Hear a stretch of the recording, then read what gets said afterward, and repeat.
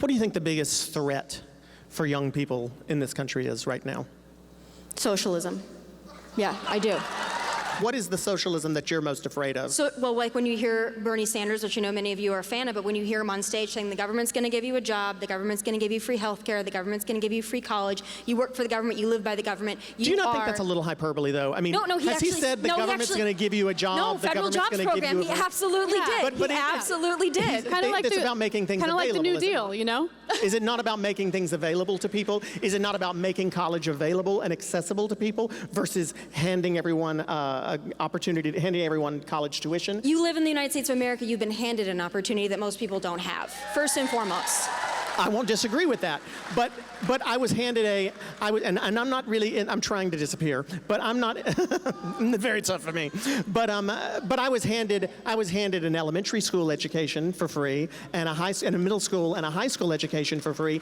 Why am I not entitled to college education for free? What makes that socialism, but free high school education is not socialism? We made that decision in this country that we were going up until high school, and if we want to talk about but college could we not debt, make the decision that we're going through college? Who's going to pay for it? College used to be free in America. For high school. Public colleges used to be free in America. They were properly funded and they were free. I'm talking about public colleges. They used to be free in America. All the things that Bernie Sanders is campaigning on are things that Americans used to have, but they were taken away from us just to give the top 1% the giant tax cuts that they're enjoying today. So it's not like what he's proposing is radical. What he's proposing are policies that used to make America great, policies that gave Americans opportunities to lift themselves up by the bootstraps and actually create the type of lives that they deserve if they work hard enough for it. Do you fear a dictatorship like we see in Venezuela? What about socialism is it that you feel is the most imminent threat? Big government, to me, is the biggest threat. I've said it before, and I'll say it again. You can either be free or you can be dependent on the government. So I want to give you an example of big government. I want to get your thoughts on it, because this is something the government does. And when I say government, it means all of us as US taxpayers, right? So we fund the research and development for all these massive corporations. Our tax dollars fund the research and development of pharmaceutical drugs. Then those companies, of course, turn around and they price gouge us, right? We help fund the research and development for massive corporations like Google, right? So big government, I know it sounds real scary, but we're the government. We as US taxpayers, right, we're the ones who create these successful corporations, and all I'm saying is that we deserve something in return. And unfortunately, we've gotten the complete opposite.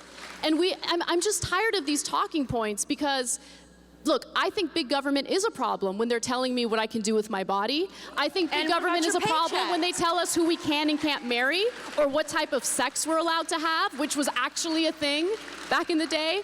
That's big government. But when it comes to social services that we've paid into, we deserve to get something back. But how's that working out? How are those things we've paid into working out?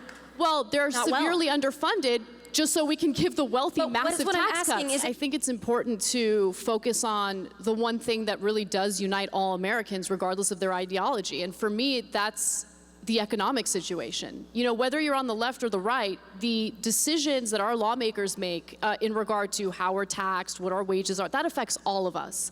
And I think that there is a lot of frustration. I mean, I feel it myself when it comes to the unfair system that we have in place right now. The system is really rigged against the worker, right? There is much more focus on, you know, the tax cuts and the protectionism for those at the very top. And so for me, look, this isn't about like, oh, I want to demonize those on the right. This is about, hey, how do we find solutions so Americans can prosper? And this whole thing about education, I just want everyone to understand that it's not about giving people handouts. It's about making this country stronger. If you want innovation, the best way to do it is give people access to education. And when I use the word access, I'm not talking about the way corporate Democrats use access in regard to healthcare. I mean genuinely giving people free public college. So if they have some intellectual curiosity, if they have a passion, they can actually move forward and pursue that. And unfortunately, all those opportunities have been shut down. I want to have a discussion about how we can open those opportunities up again and create a stronger country.